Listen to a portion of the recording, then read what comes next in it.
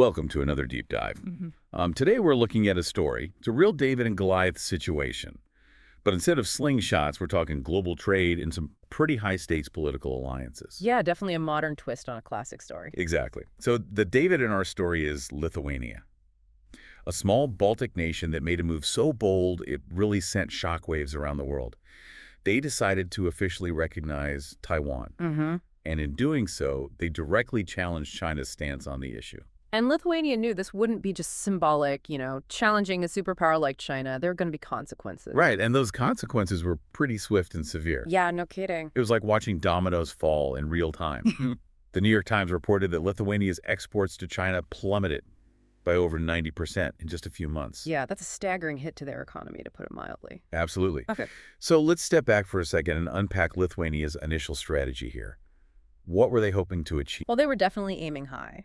They seemed to believe that this bold move would inspire other nations to stand up to China's growing influence. Okay, so like a beacon of democracy. I think that's actually how the Lithuanian Foreign Minister Gabrielius Landsberg has put it. Yeah, that sounds about right.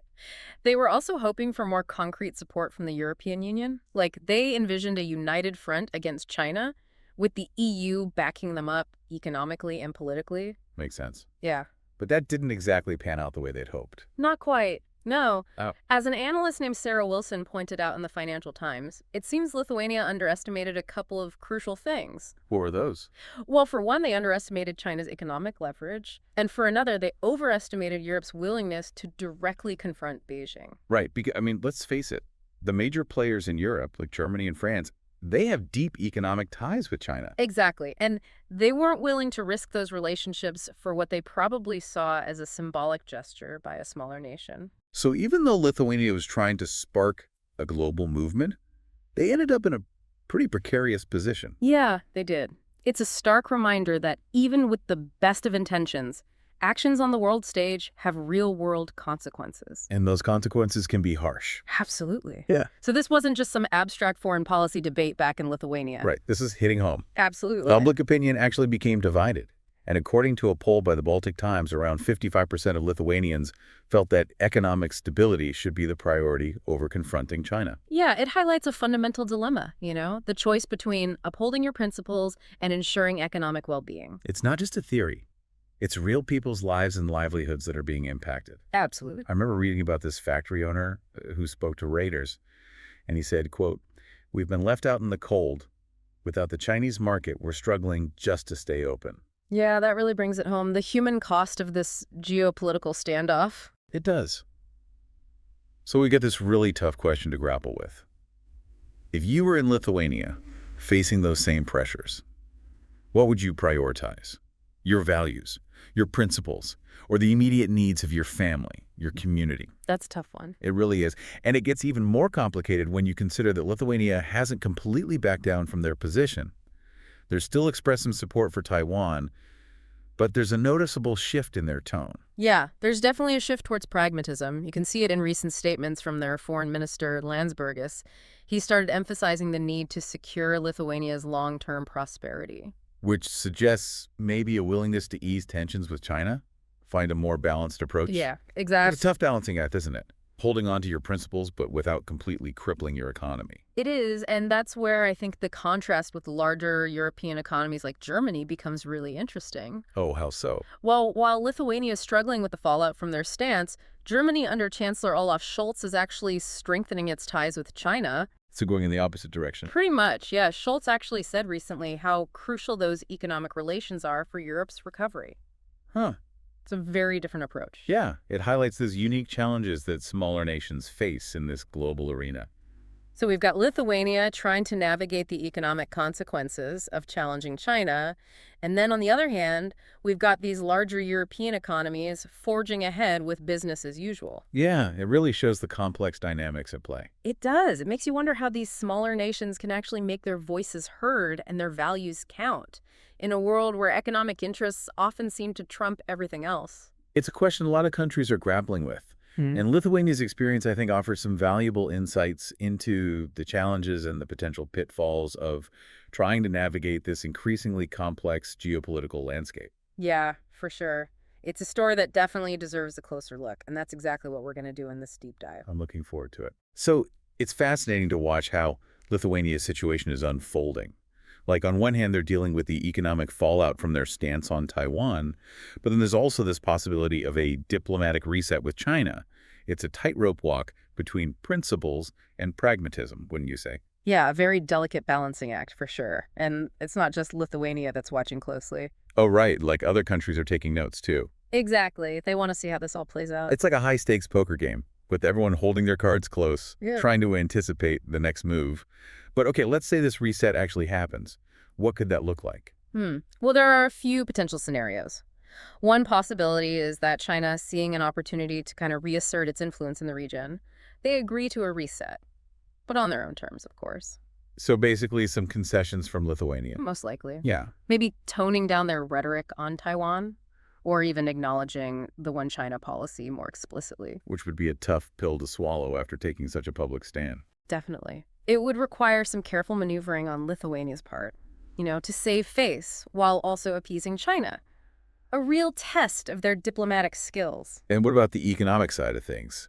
China would probably want something concrete in return for restoring trade relations, right? Oh, absolutely. China's not going to just forgive and forget. Yeah. They might demand certain economic concessions, like increased investments in Chinese companies or preferential trade agreements. So leverage. Exactly. But wouldn't that mean that Lithuania could end up being economically dependent on China again? Even if they manage to smooth things over politically, it seems a bit like jumping out of the frying pan into the fire. It's definitely a risk. And it really highlights the tough choices that smaller nations face when dealing with superpowers. They're often caught between their principles and their economic well-being. And sometimes those choices have unintended consequences. So we've talked about the possibility of a reset. Yeah. But what if China decides to play hardball? What if they see Lithuania's willingness to negotiate as a sign of weakness? Yeah, that's definitely another plausible scenario. They could double down on their pressure tactics, hoping to make an example of Lithuania. As a warning to others. Exactly, to deter other countries from following a similar path. So we could see even more sanctions. Maybe even attempts to isolate Lithuania diplomatically. It's possible, which wouldn't be good for anyone, really. It would just escalate tensions, hurt both economies, and further polarize the global landscape. But it's a risk Lithuania has to consider. Right. They're in a tough spot, no doubt. It's like they poked the dragon, and now they're trying to figure out how to avoid getting burned. Huh. That's a good analogy. Thanks. I try. And it's a dilemma that's not unique to Lithuania, is it? Not at all. I mean, many countries are grappling with how to balance their relationships with China, especially as their global influence continues to grow. It's a balancing act that's happening on a global scale. And there are no easy answers. Absolutely. And what makes Lithuania's situation so interesting is that it highlights the challenges faced by smaller nations in a world that's increasingly dominated by superpowers. Yeah, they often find themselves caught in the crossfire, forced to choose sides or navigate a really treacherous middle ground. Right. It's a high-stakes game. And the stakes keep getting higher. Exactly. And as we watch all of this unfold, it's important to remember that Lithuania's experience offers some valuable insights for anyone trying to understand the dynamics of the 21st century world. It's a reminder that actions have consequences. Even seemingly small decisions can have ripple effects across the globe, and that the choices we make today will shape the world we live in tomorrow. Well said.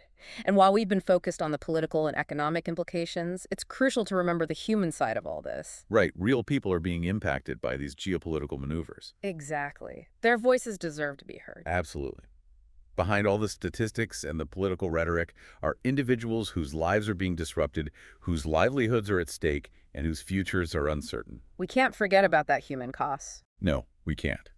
And earlier we talked about how public opinion was divided within Lithuania, with some prioritizing economic stability over confronting China, while others felt it was crucial to stand up for democratic values, even if there's a price to pay. It's a fascinating dynamic, and one that's not unique to Lithuania either. We see similar debates happening in countries all over the world as people grapple with the complexities of globalization, national identity, and their country's role on the world stage. It feels like the world is becoming increasingly polarized, with countries being forced to choose sides in this geopolitical tug-of-war between the U.S. and China. Yeah, it's a trend that's been building for some time now, and it doesn't show any signs of slowing down. So the question is, how will smaller nations like Lithuania navigate this increasingly complex landscape? Well, one possibility is that they band together, forming alliances to amplify their voices and increase their leverage. Strength in numbers. Exactly. We're already seeing regional blocs and international organizations playing a more prominent role in global affairs. It's a way for smaller nations to pool their resources and exert more influence on the world stage. But then there's also the risk that these smaller nations could become pawns in a larger game. Oh, definitely. Huh. Caught between the competing interests of superpowers. And we can't forget about the Russian factor in all of this either. Right. Lithuania shares borders with both Russia and Belarus. And historically, they've aligned themselves with NATO and the EU as a counterbalance to Russian influence. But with Russia and China forming closer ties, Lithuania is in an even more delicate position. Absolutely. They need to maintain their Western alliances. But without further antagonizing China, it's a tightrope walk for sure. It really highlights the complexities of international relations in the 21st century. So many moving parts, so many competing interests, and the stakes are incredibly high. It's a geopolitical puzzle with no easy solutions. But by examining those complexities, by understanding the different perspectives and the underlying motivations, we can start to make sense of this seemingly chaotic world. That's what we try to do here on the Deep Dive. We're not just presenting the facts. We're trying to provide the context and the insights you need to form your own informed opinions. Exactly. Because ultimately, it's up to each of us to engage with these issues, to educate ourselves, and to contribute to a more informed and nuanced global conversation. And speaking of nuanced conversations, there's one more aspect of Lithuania's situation we need to explore: the potential long-term implications of their decision to recognize Taiwan. Ah, yes. Now things get really interesting, because Lithuania's actions could have far-reaching consequences, not just for their own country, but for the global balance of power as well. Like throwing a pebble into a pond, and the ripples spread outwards, creating waves that could potentially reshape the geopolitical landscape. A great analogy. And while it's still too early to say for sure what the long-term impact will be, there are a few key things to watch out for. Okay, I'm all ears. What should we be paying attention to? Well, first and foremost, we need to see how other countries react to Lithuania's actions. Will others follow their lead and formally recognize Taiwan? Or will they shy away fearing economic retaliation from China? That's a big question. Yeah, Because if other countries start following Lithuania's example, it could create a domino effect and fundamentally alter the status quo in East Asia. exactly. It could embolden Taiwan, weaken China's position, and potentially lead to a more confrontational relationship between the two. A scenario with major implications for global security and stability. But on the other hand, if Lithuania ends up isolated, facing economic hardship and diplomatic pressure with little support from allies, you could send a pretty chilling message to other countries considering similar moves. Yeah, it would definitely reinforce the idea that challenging China comes at a steep price, and that smaller nations are better off just staying silent and complying with Beijing's demands. So Lithuania's situation could be a turning point. It could embolden other countries to stand up to China, or it could reinforce China's dominance and discourage any further challenges to their authority. It's a pivotal moment for sure, and the outcome is far from certain. But one thing's for sure, the world is watching closely, and the stakes are incredibly high.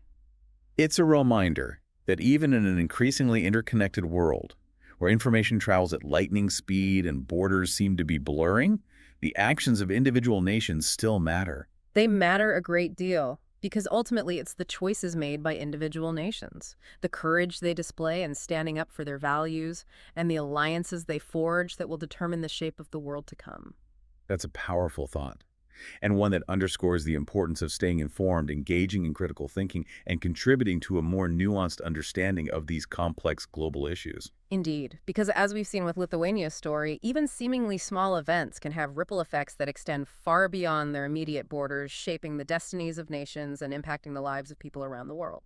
It's a reminder that we're all connected, that the choices we make, both individually and collectively, have consequences, and that the future of our world is not predetermined, but rather something we actively create through our actions and decisions. Well said. And that brings us to a crucial question. What can we as individuals do to navigate this complex global landscape and contribute to a more peaceful and just world? It's a question that deserves our attention, and it's one that we'll explore in more depth in our final segment. Yeah. So we've covered a lot of ground in this deep dive into Lithuania's story, their bold move to recognize Taiwan, the economic backlash, the possibility of a reset with China, and those broader implications for the global balance of power. But I keep coming back to this question. What can we as individuals actually deal with all of this information? It can feel so overwhelming, like these massive geopolitical forces are just totally beyond our control. It's a question a lot of people struggle with. Yeah, Yeah. it's easy to feel powerless when you're facing these global challenges. Right. It's like, how much agency do we really have? Well, I think understanding is always the first step towards action. So knowledge is power, as the saying goes. In a way, yes.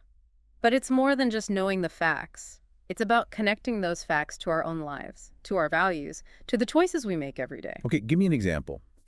How does Lithuania's decision to recognize Taiwan, a country thousands of miles away, how does that connect to my life here?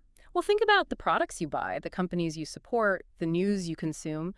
All of these are influenced by global events, by relationships between nations, by the choices made by governments and corporations. You're right. I rarely stop and think about those things, Mm. like the supply chains that bring my clothes or electronics to the store, Yeah. or the geopolitical factors that influence the price of gas. Exactly. And by understanding those connections, by becoming more conscious consumers and more informed citizens, we can start to make choices that align with our values and ultimately contribute to a more just and sustainable world. So it's about recognizing that our individual actions, even small ones, can have a ripple effect. Precisely. Like supporting businesses that prioritize ethical sourcing and fair labor practices. That's one way to make a difference. Or advocating for policies that promote human rights and democracy on a global scale.